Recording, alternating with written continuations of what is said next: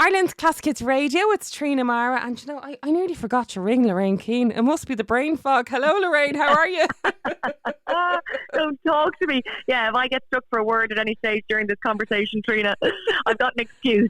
It's not that I used to just be a bit thick, but now I can actually say it's brain fog. It's brain fog, it's brain fog. Actually, brain fog, is it memory or is it something else? How would you describe it? It's both, actually. It's a symptom of perimenopause and menopause, obviously, and that's what we're going to have a chat about. It is both. It's where you lose your train of thought. It's where you can't think of a word. It's where you just get a bit stuck.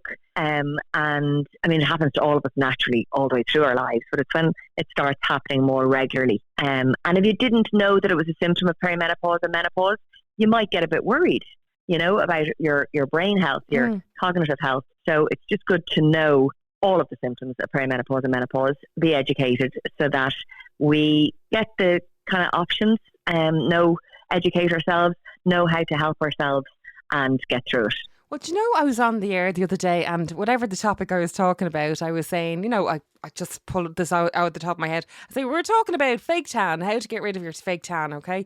And I was asking everybody to send in, say, their voice notes, how to do this. And then I completely forgot to come back to it. I mean, literally, the whole show, the show was over and I hadn't actually responded. I was like, and I went back on air, I was like, I think I had brain fog yesterday. Because how could you be talking about something and then it's completely just gone? Gone. Well, you won't need a tan remover with my gradual tan. I'll go on. Or a little plug there. It's a gradual tan, so it just builds up naturally, streak free. It's where we planned this, Lorraine. Yeah, no. But honestly, though, I think that's also to do with being busy working moms as well, Trina. You know, So not everything is hormone related, but a lot more than we realise in our everyday lives, from puberty to postmenopause for women. It's hormone related because our hormones run our body, you know, and they actually control everything physically, mentally and emotionally for a woman. So as I say, it's just important to know firstly what the symptoms are so you don't get freaked out and know that you can manage them and that you can get through it and get out the other side. Now this is maybe not related to perimenopause, maybe it is. I am finding that at this age, at this age, I am definitely getting more hormonal, you know, around the time of the month than I would have felt any other year before. And I wonder, does that happen when you're approaching perimenopause? Of course it does. Fluctuations. Yeah, because our estrogen drops, our progesterone drops. And that's why we have symptoms like feeling anxious, feeling overwhelmed, feeling all nervous. The time. Yeah, and I was the same, and I was unfortunately in my late 30s, and I went into perimenopause. Didn't find out until my early 40s because I didn't even know what perimenopause was. And anytime I saw anything on menopause online, in the paper magazines, telly, radio, I just didn't pay any attention because I didn't think I was at that stage of my life yet. Yeah. So just for women to be aware that it can happen in your late 30s and in your early 40s. Usually, if you're lucky, after 45. But yeah, I mean, it's the symptoms vary. Everybody's perimenopause and menopause experience is unique to them. But by talking and sharing and reading up on the subject, I mean, there's so much great information out there at the moment, but because it's a hot topic, no pun intended, there's also a lot of information out there that's not right, it's not true, and there's a lot of scaremongering, you know, a fear factor. So just make sure that wherever you're getting your information that you can completely trust and rely on that. Cleanmarine.ie is a great website, and I have my podcast up there, although my podcast or wherever you want to get your podcast. But I have about 16 or 18 podcasts with all sorts of experts covering all of our options as women. Lifestyle changes, which are free. They're the three most important things, because whether you go down the HRT route or the supplement route with the natural health supplements that are clinically proven, by the way, make sure that the supplement that you go for is a clinically proven, scientifically formulated one. And that's why I work with men and men, because they are. But just make sure that wherever you get your information, that it is information you can trust. Because I know myself, even Trina, like I'm bombarded on my Instagram with all sorts of information, and you really need to make sure that it's the right information, you know. How do you feel, Lorraine, about having kind of become the poster girl for menopause and perimenopause? Really proud. Like, how did this Imagine happen in me the first saying place? that. I know. I know. I didn't you know me so long, Trina, and for so long, because of the business that I work in, you and I work in, and it does tend to be ageist, Oh yeah, especially towards you women. have to be 21 forever, and Oh, that's good it. Lord. Particularly So, for you, being I on would the have, telly, yeah. I know, and I would have kept my age to myself for years for that reason. Afraid, to be honest, about my age in case I lose the gig. Do you know what I mean? Mad? And then I come out and start talking menopause and proudly so happy with the work that I've done in that space, because honestly I think in the last 10 years, and it was 10 years ago when I started talking about it, when nobody was talking about it, and it was such a taboo subject, there was such a stigma attached to it, and I was so scared coming out talking about it because I'd suffered in silence badly, and it affected so many parts of my life, physically, mentally, emotionally, everything, career, the whole works. I just thought, no, I have to share this, because if I'm suffering, and I call myself a journalist and I read a lot and I still skipped through, didn't know what perimenopause was. So if I'm suffering in silence, there must be thousands of women out there doing the same. And there was. And now, look at us. I know. We're all talking I it, feel like I'm and we're always not talking feeling about ashamed or embarrassed. You know, it's great though. I love the fact that men are talking menopause more. They're so much more supportive than generations previously. Yeah. I did a lovely lunch event for Davy stockbrokers, and I just love the fact that the corporate world, the big companies are, having events like that and supporting their employees and the colleagues. At that event, 20 men were there, which was just incredible, and asking questions as well. Peter told me that he was at the curry club, the lads of the curry club. They go out to different Indian restaurants once a month, and he said at the end of the night, about 3 weeks ago, two of the lads that are at the other end of the table moved up and sat in beside him, and the first thing they said was, Peter, what do you know about menopause? And I just thought, isn't that brilliant? Yeah. Because they obviously know that he could probably do this interview. Yeah, he knows a lot about he it. knows so much. He knows so much about but it. I just love that, Trina, how far we've come. And men want to. The new generation of men want to support. They want to know. Peter was the same. Peter said to me, I was actually relieved that all it was, another natural life stage in our journey as women, because he thought that it was him, or it was our relationship, or it was something, much more serious.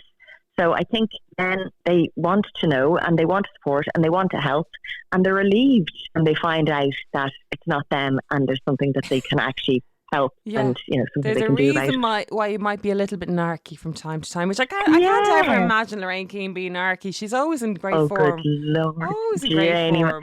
As my mother says, if you want to know her, come and live with her. So the brain fog, Lorraine, what can we do? Is it the supplements that really help with the brain fog? Do you know what? Supplements, I think, should always be, the natural health route should always be your first kind of choice. Try that first. None of us want to be over-medicated. A lot of women can't take HRT, nor do they need it, or maybe they don't want to for health reasons and other reasons. So you should do the natural stuff first. And in the natural stuff, obviously, we need to supplement nowadays. We just do, Trina, because we can't be sure that we're getting all of the right amount, the quantity of the nutrients and vitamins in our diet every single day. It's impossible. So because of that, we need to supplement. But the reason I always shout from the rooftops about Menemin is because it's the only clinically proven, scientifically formulated supplement. So that's hugely important, because they say I'm bombarded with all sorts of information on Instagram and other supplements that, claim to do this, that and the other, and they're false claims. We don't want to waste our money or our time. So that's the first thing. Some women, 20% of women in fact, will have to do HRT because of their symptoms being so bad that they're debilitating. They can hardly hold down a career. 20% on the other side of the scale will sail through perimenopause and menopause and won't need to take anything. Now, they should still do the lifestyle changes, because we need to be looking after our current and future cognitive and bone and heart health. The 60% in the middle, I'm one of those. And for the last 10 years, I've been able to get through on supplement and lifestyle changes. Some stage, maybe I'll have to go on HRT. If that happens, I'll take it. I'm not going to suffer. Yeah. But for now, it's been working. So that's brilliant. So I would just say to women, try the natural health route first.